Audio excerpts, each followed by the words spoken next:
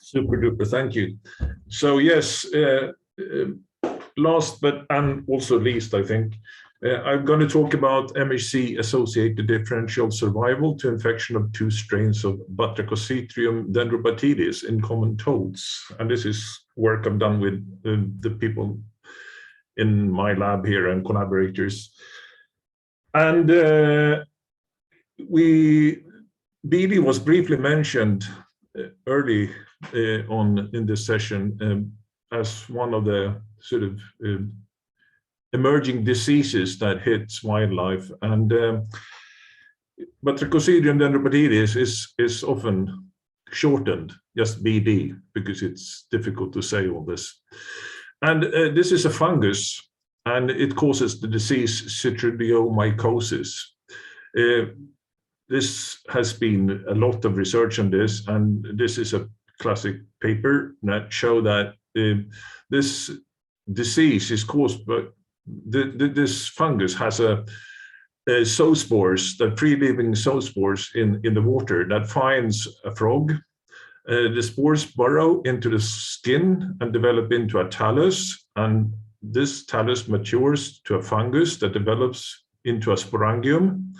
And the sporangium, there are new zoospores developed.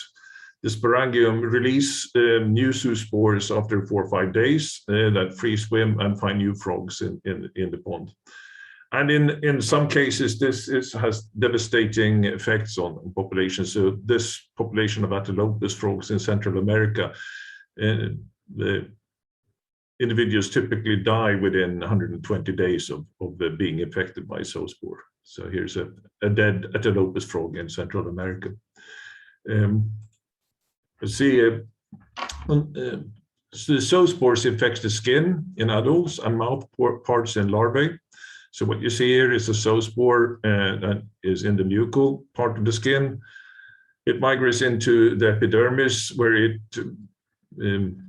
develops into a sporangia, and then the sporangia releases new zoospores.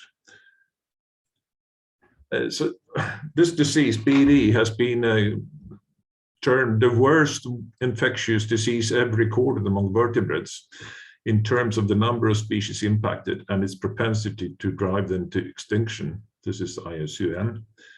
It is known to have caused worldwide mass mortalities. It caused extinction of at least 100 species, is estimated, and it's been detected in more than 700 species. So it shows all the signs of a global pan-zootic disease. When it comes to BD in Sweden, it was first detected in 2010, and there are some evidence. Of course, this does not mean that we were BD-free before 2010, but there have been some surveys previous to 2010 where the fungus was not detected. So it's possible that this is a new invasion to Sweden. Me and my lab and my group, we did systematic surveys in 3 different parts of Sweden, in Scania, where Helena lives, in Uppland, where I live, and also in the north of Sweden, between 2015 and 2018. And we actually found BD in 45.5% of the sites that we investigated, with an average prevalence in frogs of 13.8%. Now, as you can see from these maps, there seems to be a little bit more BD in the south and no BD at all in the 4 ponds that we investigated in the north, and just a little BD in central Sweden. But this is mainly driven by the fact that there are more amphibian species in the south of Sweden. So there are 13 amphibians in the south. That decreases to 6 where I live, and there are only 5 in the very north of Sweden. So the difference in prevalence is dictated mainly by the highly infected species, mostly occurring in the south. So in this talk, I'm going to talk about one of the species that occurs in the entire part of the country. So this is the common toad. And like all the organisms now residing in my country, this part of the world was completely deep frozen 20,000 years ago. So all the life we see has reinvaded since the last glaciation. And it's an almost ubiquitous pattern that there are two sort of invasion or lines of recolonization into Sweden. One route coming in via Finland from the east, sort of from the northeast this way, and one on land bridges that once connected Denmark and the continent with Sweden and Scandinavian Peninsula. So there's a southwest recolonization route as well. And you see here that these northern, these are the southern populations. They occur here in the PCA, and the northern populations that you have up here, they are found here. So there are major sort of genetic differences, and this is based on about 17,000 neutral SNPs that we have recently investigated. And this has a consequence on genetic diversity. So the northern lineage has less genetic diversity or nucleotide diversity as compared to the southern lineage. You also see that there's some evidence that along the sort of reinvasion line, the populations sort of furthest away from the refugia have a little bit less genetic diversity than the ones that are sort of more connected.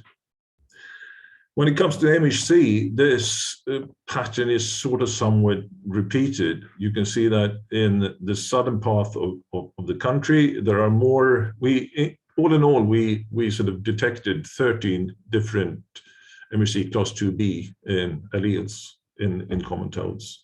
And you find more alleles in the south as compared to northern populations. So the number of alleles decreases from south to north when it comes to MHC class 2. So this sort of poses a number of questions. We want to look at the effects of infection given major histocompatibility complex alleles. And this has sort of been investigated previously by Savage and Subudio in North America, where they have found that MHC is an important component of the adaptive immune defense and implied in the response to BD infection. We can also ask whether or not interspecific differences in response to infection occurs in different parts of Sweden. So if toads from the north are more or less susceptible than toads from the south. Whether or not there are differences in survival when infected with different BD lineages, and possible connections between survival and variation in MHC alleles, I should say, not genes. So we did an experimental investigation of this. We collected toads in the north and in the south, and we infected them with two BD lineages, one from isolated in Sweden and one in the UK. I'll show you in a second in the next slide. And we infected metamorphs with one of the lineages and monitored during 30 days. So we infected them with each of the lineages, but not at the same time. And we wanted to look at effects of BD infection on survival and growth, growth being a sublethal effect. You might ask, which BD strain did we use? So we had one strain that we isolated from a green toad, a close relative to the common toad from the city of Malmö in southern Sweden. And we also had an isolate from the UK, which was isolated from a smooth newt in the UK. And both of these lineages or these isolates, they belong to what BD people call the global pandemic lineage, as you see here in green.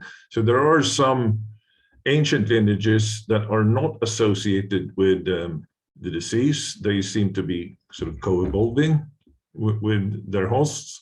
And there's a recently sort of, this lineage is called BD-GPL, and GPL stands for the global pandemic or panzootic lineage. So this is the one that's causing all the mess around the world. And both our isolates belong to this BD-GPL lineage. So what happens when we infect toads, metamorphic toads in the lab? So what you see here in these slides is that there is an effect on survival. The controls are up here, and these are when we are infected them with different strains and also different geographic origins. And there's also an effect of the mass at exposure of the frogs. So smaller frogs tend to die quicker than larger frogs. And there's an effect of growth. What I try to, I know these pictures are a bit difficult to digest immediately, but in summary, on survival, we find lower survival in infected individuals and small individuals, and lower survival in frogs from the north. And when it comes to growth, we find lower growth in infected and small individuals. And the effect of infection depends on the size of the individual and what region it comes from. So what about the survival and different MHC alleles?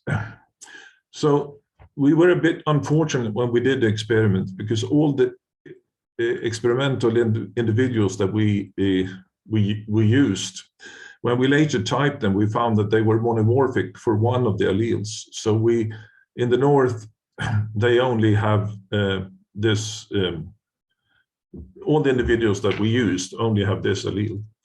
Whereas in southern individuals, there was you see that there was a diversity of alleles. So what we see here is that there is an effect of survival probability, whether or not the frogs were from the south or from the north, but we cannot ascribe this to any particular effect of an allele. It could be dependent on other things apart from MHC variability, since all these individuals carry this BD BUBU 01 alleles. So we found 7 alleles in the southern experimental individuals, and the northern individuals were monomorphic, and there was a survival difference between south and the north. But we don't know if this depends on the MHC or some other effects. But we could look at MHC effects within the southern individuals. So and here is just a horrible sort of table summarizing the results, but in short, what we find is that there is an effect of BD strain, there's an effect of region, and there's also an effect of different alleles and the interactions between region and the strain and so on. I'll just highlight two sort of effects. So if we look at the effect of this allele, BUBU02, you see that it's good when it's infected with a Swedish strain, but it's bad when it's infected with a UK strain. And this other allele here is bad when infected with a Swedish strain, and it's really, really bad when infected with a UK strain. So there seems to be effects, but in summary, we can sort of wrap this up, that MHC variation decreases from south to north.